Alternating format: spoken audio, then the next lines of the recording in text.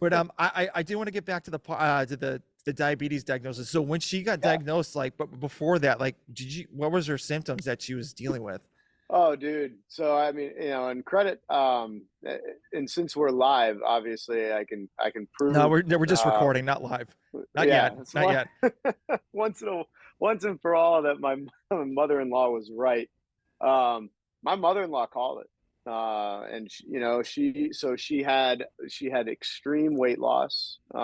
She had lost over 10% of her body weight. Dag. And at its worst point, she was probably, she was having accidents at night and going to the bath. And I could say that because she was 8. She'd probably be embarrassed about it, but whatever, right?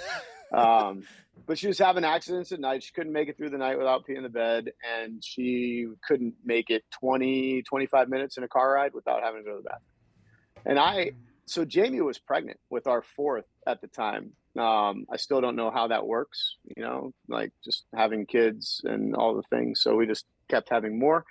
So I honestly, I thought it was a cry for attention, and I kind of wrote it off as a cry for attention. I was like, she was the oldest. I was the oldest. I always wanted attention, like over my siblings. So that's what it has to be. And Jamie's mom, my wife's mom, Peggy, she said, no, I think it's type 1. I think we need to go in and get her tested.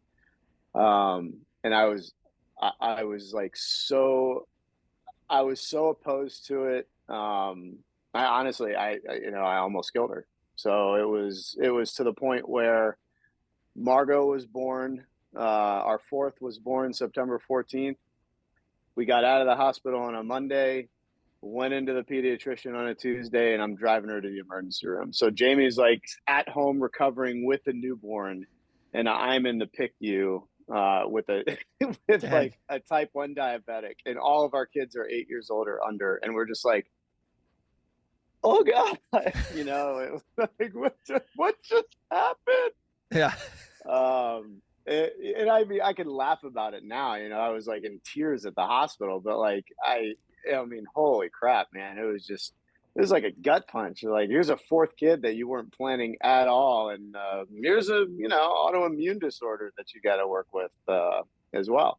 But just like you said earlier, I mean, I know the story, it wasn't being recorded at the time, but like, man, the coolest thing that the PICU doctor, the attending physician, did was just kind of pull me aside and was like, "One, you guys are awesome, and you caught it early." I was like, "Caught it early?" She's like, she's DKA, like, Yeah. like bigger than shit.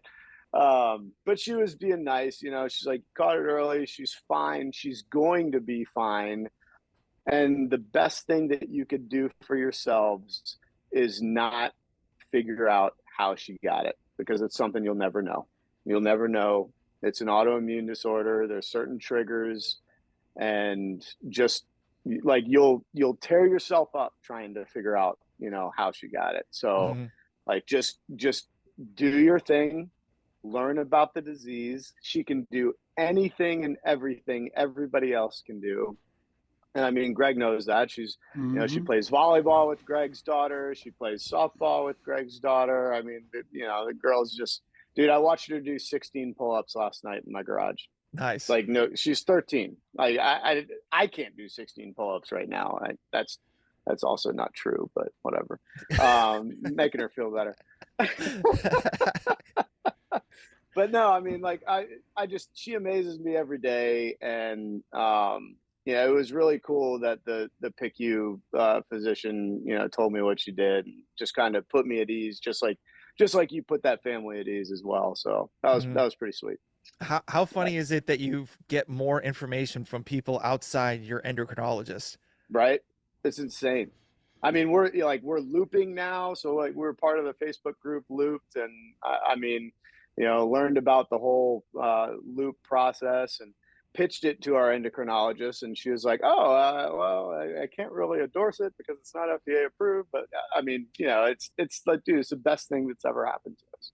Yeah. So it's just super peace of mind. And the amazing thing about that app is that it was made by the diabetic community for the diabetic community. And what's the hashtag? I think the hashtag is "we're not waiting" or something like that. It's like that's the whole, like, we're not going to deal with the bureaucratic bullshit that the FDA Yeah. is a part of. And, we're going to design an app for ourselves to take care of ourselves better than the FDA can regulate.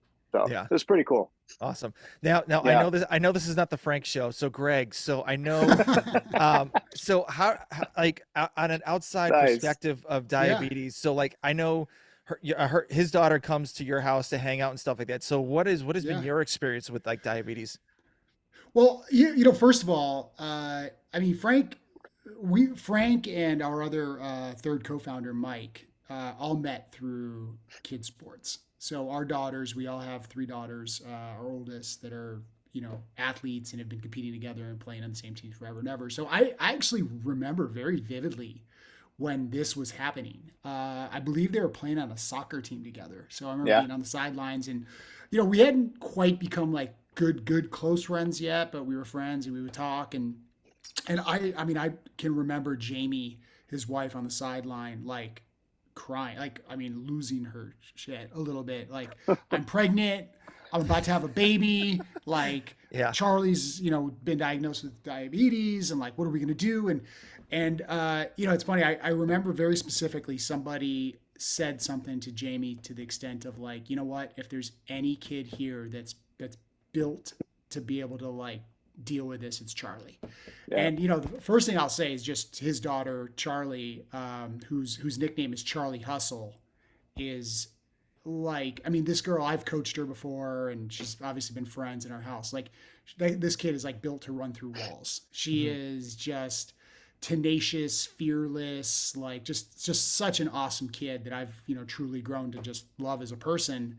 So it is cool to see how she's taken this and she's handled it. From my perspective, man, I was just totally ignorant, and I've learned a lot through this. Just being friends with the family, and one thing in particular, just to kind of give some perspective on the seriousness of it. Yeah, she spent the night at her house. Yes, we've gotten phone calls in the middle of the night because readings were off and we had to give her juice or whatever it was. But, about a year ago, me and Frank went on a little family vacation up in the mountains. Oh, good, dude. Good story.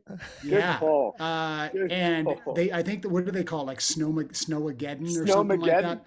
It was like the biggest snowstorm to hit California mountains in something like 60 years. So me and this guy are up in a cabin in the middle of the mountains, and we get legitimately snowed in. Like, I mean, it's crazy. It's something like 9 feet of snow that came in over a 2-day period. And we're off some windy road, and there's no way to get in or out. Like, there is no driving. And we're sitting up there, and he's got enough insulin to last him like another like 3 days. And it's like, what are we going to do? So, you start to like really understand the severity of it, and the things that you kind of got to deal with, just the real life aspects of this. And Frank's wife, Jamie, is just unbelievable. Talk about, being able to tap into the network. I mean, she was on Facebook groups. And, of course. Yeah. I mean, she was moving mountains to make things happen. But yeah, I mean, I spent a lot of time with Frank, and I remember I asked him probably about 150 questions about it, and just really understanding the ins and outs and everything about it and how it works. So it's been really eye-opening to me, but I also think just personally, like, super inspiring to see what they as a family have been able to do with it, and then just how Charlie just lives her life. Like, it does not slow that kid down at all.